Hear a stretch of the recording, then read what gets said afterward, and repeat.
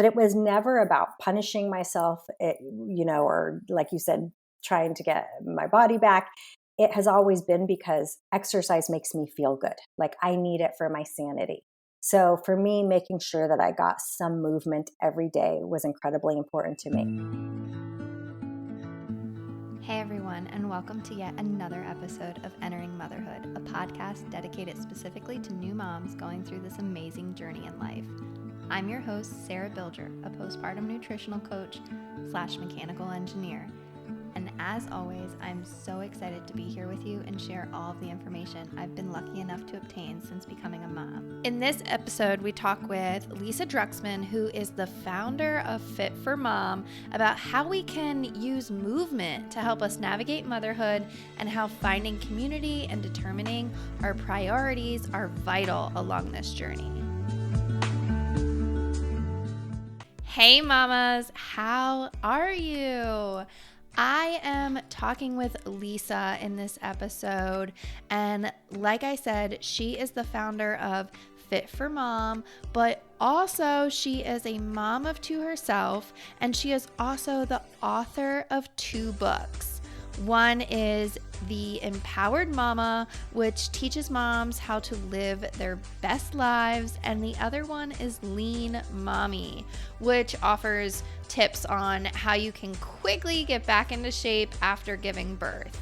In this episode, we talk about how Fit for Mom was started when she was still on maternity leave, and she really wanted to create a workout with her baby because she didn't want to leave him. You know, like so many of us other mamas, we are so connected with our babies and we don't want to leave them. And this is something that she had created. She gathered a few moms in her neighborhood and they all joined together and things just simply took off. She went on to create what we now know as the company, and it is still growing and shaping with moms in mind and taking, what moms need into consideration. We also dive deep on other aspects of what her motherhood journey was like and what these past 2 decades has been like for her. Listen in to gain insight on navigating motherhood as an entrepreneur, how you can find yourself and your strength in motherhood, and how we can focus on what's most important in our motherhood journey. So pop in those headphones, turn up the volume, and let's get this episode started.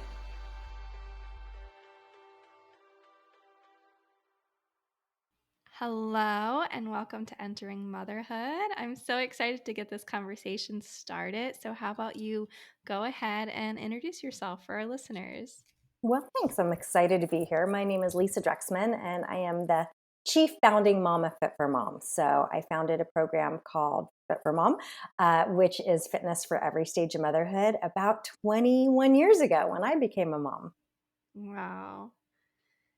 So let's jump back. You said 21 years ago. Yes, it started as a program called Stroller Strides. So if you ever seen a brigade of women pushing strollers and working out together, that was our original program. I was really just looking for a way. Honestly, I was looking for community. I knew nothing about motherhood. And so I figured as a fitness professional, I could help moms get back in shape. And it was a way for us to work out with each other and connect and really create our own village. And so Stroller Strides was the first program. As my own kids grew up, the programs evolved. And so we have fitness for every stage of motherhood, and we franchise the business. So we have about 250 franchises across the country. Awesome. So what was it like, how old were your children when you first started Stroller Strides? Well, I was a brand new mom to Jacob. He was 3 months old when I first started Stroller Strides. I was on my maternity leave. And honestly, I started doing a stroller workout because I didn't want to leave him to get my workout in. And so the whole idea and concept and classes came together during maternity leave, and realized I don't need to go back to work full time, that this could be my business. And it has been for the last 2 decades. Yeah, 3 months. That's crazy to think. Like, were you just kind of like looking to get back into working out yourself, and you were like, how can I incorporate him coming along with me? Or like, what was really Yeah. the thought process there? So I did not want to miss a moment with him on my maternity leave. So I created this stroller based workout for myself, and it was our best hour of the day. And then I kind of had this light bulb idea. I mean, I remember it like it was yesterday. And I was like, I could create this as a class and I could meet other moms. And that way we can support each other and we can get fit together and have fun with our babies. And I'm going to call it stroller strides. Like I literally came up with the whole thing in one day, not a whole lot of thought. And I started with 4 moms in my neighborhood. And apparently I wasn't the only one looking for this because it took off. And so I wasn't looking to start a business, but I was so grateful to create a business that integrated work with motherhood. So I didn't have to go back to my 50-hour, 60-hour work week without being with my son. So it all was meant to be. Yeah, yeah. And you said so there was 4 women in your neighborhood that you had started doing this with, and it wasn't something. I think even now, like 20 years later, it still isn't something. Like, there's so many fitness classes, but there's not many that you can have your children there with you. No, You it was a know? brand new concept. Yeah. It was, and that's probably why we got so much media exposure. And it grew so fast. So I had those 4 moms in the neighborhood, and then the local news station said, "Hey, Lisa, can you come on?" I used to do their fitness stories. Can you come on tomorrow morning? Really, they just needed a warm body. So I came on and promoted stroller strides like it was a business. And I promoted a grand opening class that I really had no plans for, no permit for. And they put my personal cell phone and my personal email on the green screen, and I came home and there were 70 emails waiting for me. And I was like, oh my gosh, I think I'm onto something. So I did that grand opening class and I had 40 moms show up. And I told my husband, I am not going back to work. I think this can be a business. And it took off and realized this is 2001. There was no Facebook, there was no social media.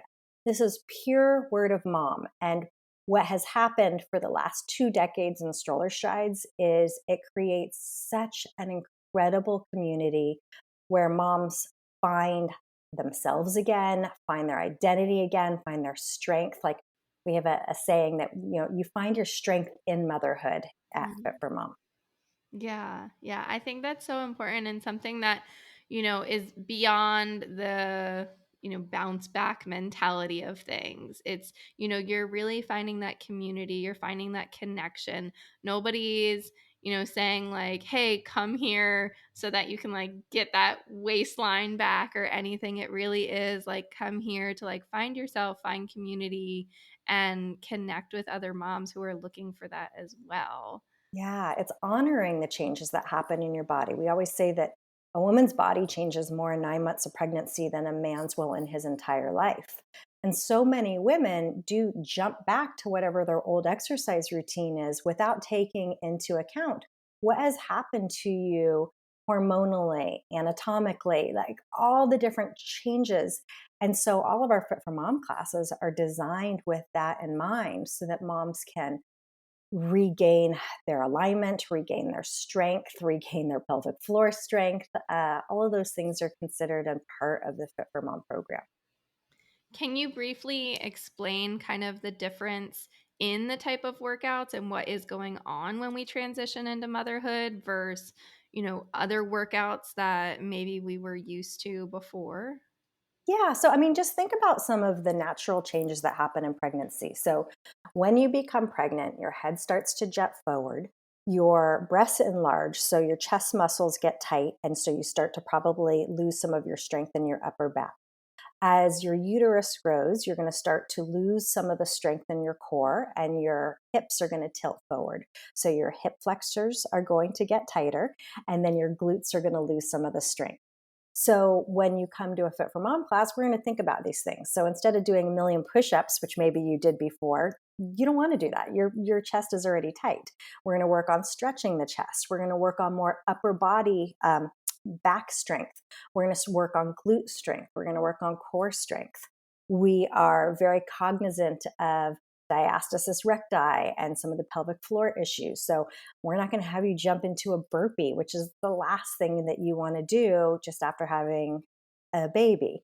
Not just because it doesn't feel good, but because it's actually not what's good for your body to regain its strength and restore your core and pelvic floor. So those are all things that need to be considered. So far more back exercises, core exercises, regaining strength and alignment.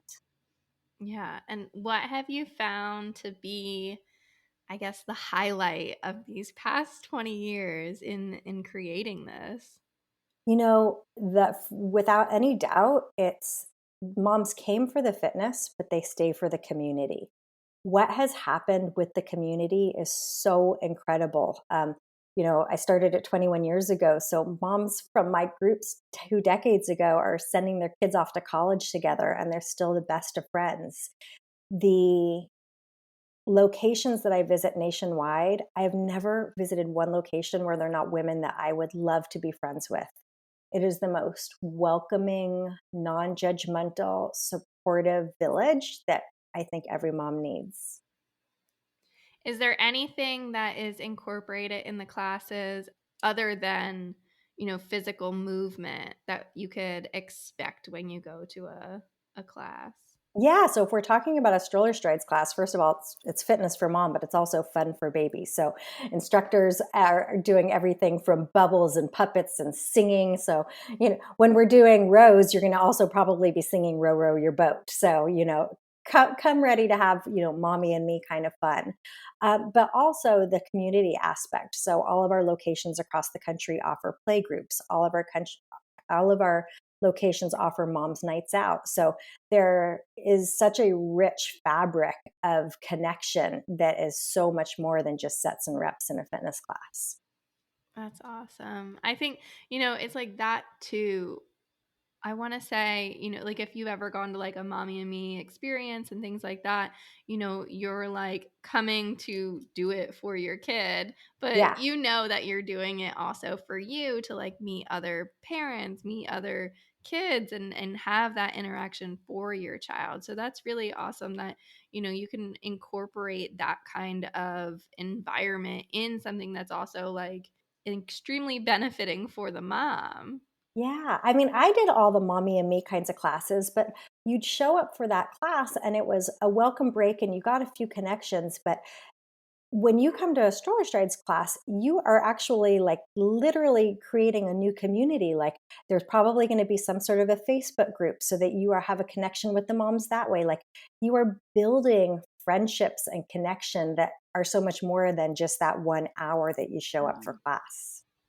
Yeah, that's awesome. So, how much has that kind of advanced and shifted from the very first time you did it until now? Like what ideas like slowly progressed into things and what have you maybe tried that has no longer been incorporated into a class or what has that process been like? That's a great question. I mean, when I first came up with it, I just came up with the class, and so much of it evolved from there. I remember there was a gal in one of my classes who said, "Hey, I used to be a teacher, and so can I lead a play group?" And that was how that started. And so now all of the locations have play groups, and all these really cute activities that they do with the kids after class.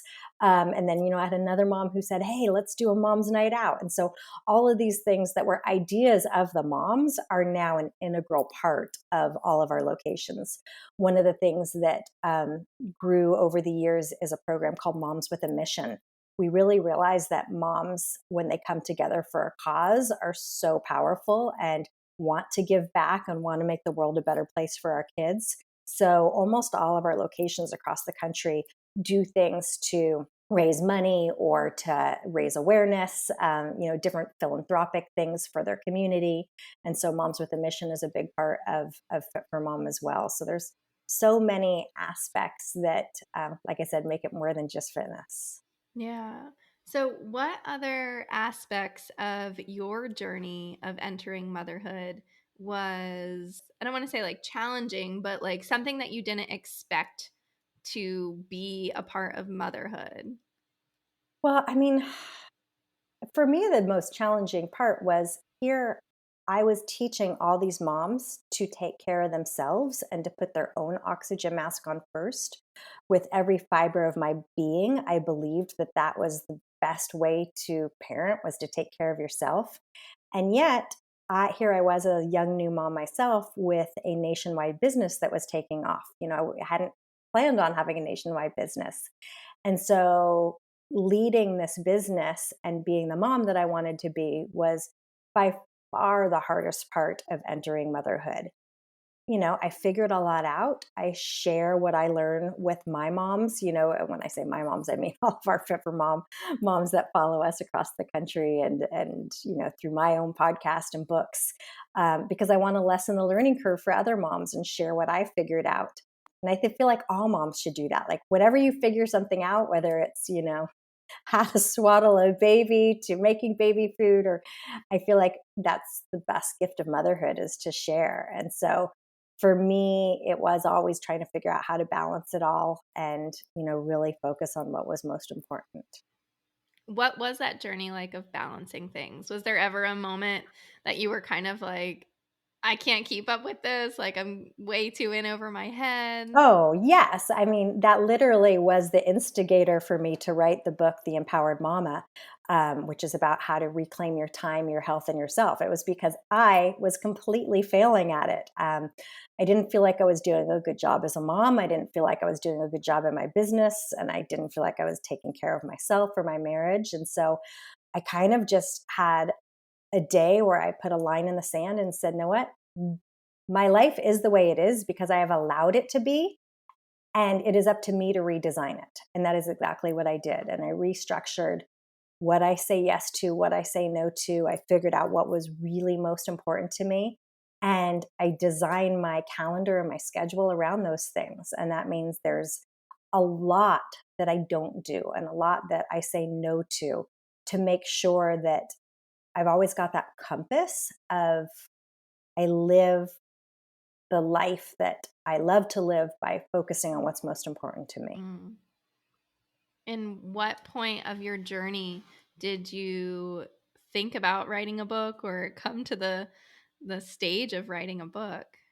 Well, my first book was called Lean Mommy, and lean stood for Learn Eating Awareness and Nutrition. And I think, let's see here, Rachel is now 17. I think she was a few years old when I wrote that book. And so that one was more fitness and nutrition for new moms, and taking care of themselves. I lose track of when I wrote The Empowered Mama. I would say probably 5 years ago. And again, it's because I'm a sharer. Like, I always want to share what I figure out. And so that was when I had really turned my own life around and created some new practices for myself for how I live my life. And I have ADHD, like a lot of people do, but I really clinically do have it. So I really needed a structure for myself to stay focused and stay organized. And so that was what I created and what I shared in the Empowered Mama book. That's awesome. Can you kind of touch on that? Like what life has been like with ADHD specifically, like as a mother? Yeah. So, I mean, it's funny because I feel like all of us just live a very distracted life right now, and so I really think that it comes down to grounding. So, my morning ritual is a foundation for me. And even when the kids were waking up super early, even if I could just wake up 15 minutes before them, having time that was for me, it was the only time of my day that was for me, where I set the tone for myself. Journaling, really grounding myself on, what is important for this day? What do I want it to look like, feel like? Helps a lot. And so, now that my kids are grown up, I have much more time. And so my morning ritual takes close to an hour, but it's still the best part of my day. And it's a gift. And so I think we just have to keep coming back to grounding ourselves to what's important. What do we want? I'm a bit of a hack and geek about productivity, but it's not about getting the most done. It's about getting the right things done and the most important things done. So, I think about what's important to me. Is that reflected on my calendar? And so, like, if date nights are important to me, is that on my calendar? If time with my kids is important to me, is that on my calendar? Like, you're going to get what you schedule. So I have a practice of creating an ideal week calendar where it's scheduled around how I want to use my time. And I really do my best to stick with that. What do you think helped you in determining what was a priority in motherhood? I told you that I was at kind of a breaking point where I realized I wasn't doing anything well. And I was sitting at the same desk that I'm sitting at talking to you right now. And there were Post-it notes everywhere and to-do lists everywhere. And I looked at all of these things, one, realizing that I was never going to get all of this done, no matter what. And I also realized that none of that was what was most important to me. And so I took out a new sheet of paper and I made 3 circles and I said, what are the 3 most important things? What are the 3 most important things in my life? And I think the first time I did it, I wrote family, business, and friends. And then I realized, okay, I can't just say family, because what was happening was I was really putting any energy that I had into the business and my kids and none into my marriage. So I separated it out and I said, my kids, my husband or my marriage, and the business. And then I made a center circle that connected them. And I said, me, like, what do I need to do to take care of myself? Because I can't take care of my business. I can't take care of my marriage. I can't take care of my kids if I am not taking care of myself. What is what I call my minimum effective dose of self-care? So, like, it's not about the perfect workout or perfect eating. What do I need to do so that I feel sufficiency? Is it 7 hours a night of sleep? Is it not drinking during the week? Is it, getting to 20 minutes of exercise? It's different for everybody. And so that was kind of the lead for me to figure out what was most important to me. So I always come back to those 3 most important things. Me is always in the center. I do this activity with my franchisees and when I lead retreats. And repetition is the key to mastery. I keep repeating this. I keep coming back to it and making sure that's kind of how I architect my life. Yeah. Yeah, that's something like I kind of call it like your basic needs. Like what are your basic needs like to be met to really feel like you're you? And then Mm-hmm. like how can we hit those basic needs? And I think it's something that's like it's really important. Like one, I think they shift when we enter motherhood. There could be things that we used to love doing that Absolutely. we're just not interested in anymore. Or there's going to be, I mean, obviously your kids would not be a priority before motherhood, so that's one new one in your top 3 that is shifting. So I think it's like really important to take that time to figure out like what are those things You have in to this like honor that there's new different phase. stages of your life. So Mhm. I told you that originally I had friends there. And then I realized, no, actually, friends, it's not that I'm going to neglect them completely, but is not a priority at this stage of my life with really young kids. Now that my kids are older, I spend way more time with my friends and it's wonderful. I'm able to do more with charity now and volunteering now than I was. It wasn't that that wasn't important to me before, but it couldn't be one of those 3 MITs. And so I think you have to honor that there's different stages of your life. And as a young mom, someone entering motherhood, to kind of honor that, like, it is a fleeting moment. It goes by so fast. So just be in it. Don't rush it because it's going to be done before you know it. Yeah. What were some of your forms of self-care when you were in the early stages of motherhood, and how have they shifted, and what do you like to do for self-care now? Yeah. So I think that they're very similar. It's just that I'm able to give more time towards it. So, I mean, it's no secret that I love exercise. I started a fitness company, but it was never about punishing myself, or like you said, trying to get my body back. It has always been because exercise makes me feel good. Like I need it for my sanity. So for me, making sure that I got some movement every day was incredibly important to me. Now, as a young mom, that meant I did stroller strides. So I had my kids with me, or if I have a brand new baby that I was working out with them in the playroom, like I got it in however I needed to, even if it didn't look like what it used to look like. Meditation has been important to me for 2 decades now. It is very grounding for me. I believe so much in it that I really, really wish that more people would give it a chance, because I feel like people feel like, well, I don't have time to sit and do nothing. But, if I told you that I had a pill that could give you more clarity, reduce your stress, increase your health, increase your brain capacity, your focus, it has no side effects. Like, that's all the things that meditation does. So even if it's just sitting for a few minutes. So again, when the kids were little, that morning ritual was maybe 15 minutes, because that's all I could get before they would wake up.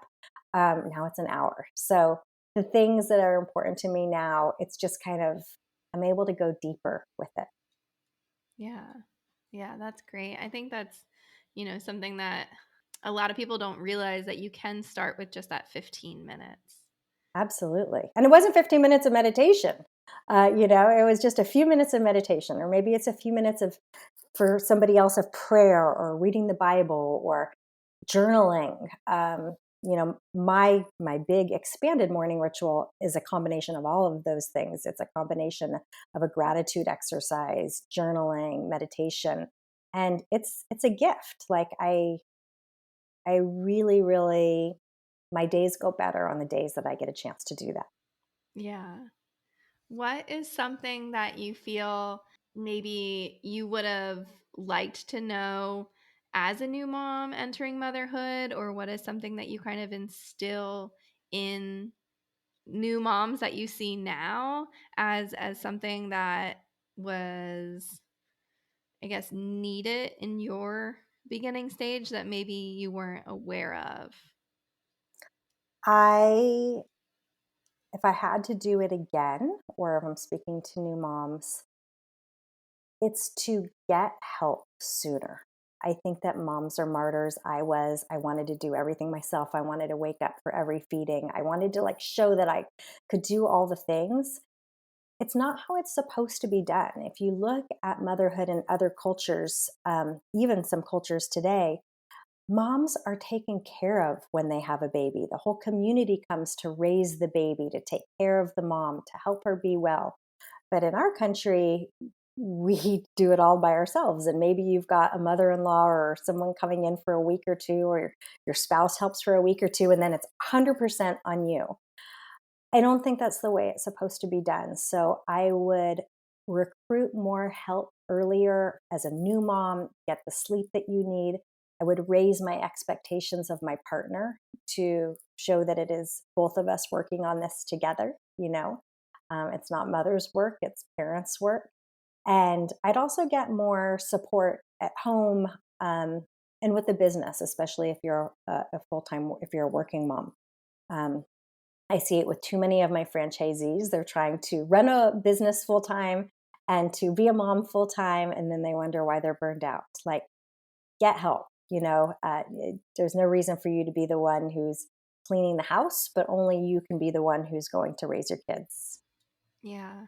And you just touched on moms that are also in businesses, or having a career. And what can you kind of say to them if maybe they're kind of like struggling trying to do both at once? Like you said, like obviously getting help, but like what might that help look like? What was most useful for you in, being 3 months postpartum, starting this career and it launching and going off like more than you thought it had, more Well, than you had envisioned? Yeah. I think I did it incorrectly at first. I wanted to be super mom, and I tried to do everything with motherhood and everything in the business by myself.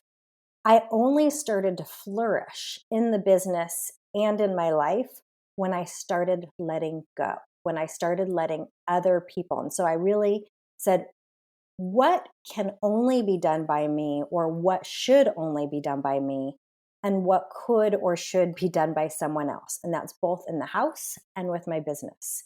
And so we're doing a podcast right now. I used to have a podcast. I shouldn't be the person editing the podcast. I shouldn't be the person uploading the podcast. But at first I did all those things, right? So really looking at what are the things that could be handed off to someone else, or also what do you even allow the ball to drop? like, know what, maybe it doesn't even get handed off, but you decide, know what, I don't write thank you notes anymore. Or, you have to decide what it is for you that um, you're just not going to do at this stage of your life, so you could focus on what's really most important. Awesome. I love that. Where can we find you, get in contact with you, and if we're looking for a stroller stride class in our area, what goes all into that? Yeah, so we have fitness for every stage of motherhood. So Stroller Strides is only one of like 6 of the programs we have. So if you're a pregnant mama, we've got Fit for Baby. We also have a program called Strides 360, Stroller Bar. We have a program called Body Well. So we really have fitness for every stage of motherhood. So if you want to find out about any of our programs, go to fitformom.com, and it's fit with the number 4, mom.com. Find a location nearest you, or if there's not a location near you, maybe become an instructor or a franchisee. That would be amazing too. And then I'm pretty easy to find. I'm Lisa Druxman on Facebook, on Instagram, Lisa Druxman on my website, but really Fit for Mom is the place to go. Awesome. And what goes into becoming an instructor in your area? Yeah, so in order to be an instructor, you need to work for a franchisee. So you see if there's a franchisee in your area. And all of our certifications are all online. So you can get everything you need to know about biomechanics and anatomy and physiology, pre-postnatal fitness, as well as how to teach the classes. So yeah, you can find information on how to become an instructor or a franchisee at Fit for Mom as well. Awesome. Well, thank you so much. Thank you. Pleasure to be on your show. Thanks for sharing my story. Well, this wraps up another episode of the Entering Motherhood podcast. If you enjoyed today's episode, please rate and review us wherever you are listening, because that helps the show grow and expand so that other mamas can learn information on how to heal and navigate in motherhood. Thank you so much for listening. It means so much to me. And be sure to subscribe so that you can listen to the latest episodes of the Entering Motherhood podcast. See you later, mamas.